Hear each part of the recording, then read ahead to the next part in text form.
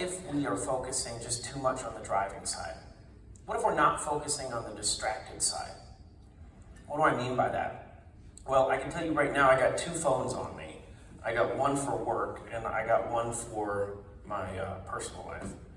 I can also tell you that most of you have your phone on you today. Anyone not have their phone on them right now? Raise your hand. Okay, exactly.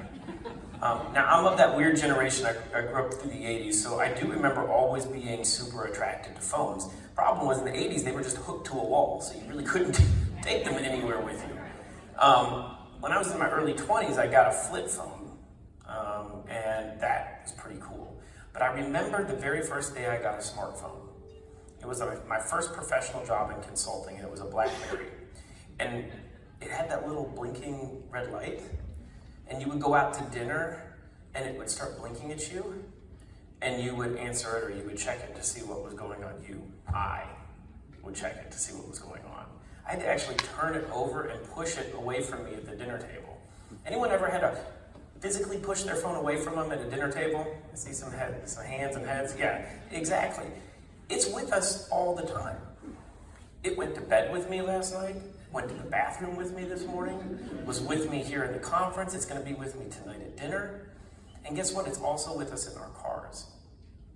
So maybe we're focusing too much on the driving aspect of distracted driving and not so much, or not enough, on the distracted side. Could it possibly be that this has power over us?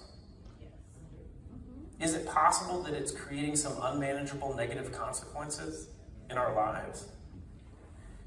And if that sounds at all familiar to you, that's because that's the first step in a 12-step program.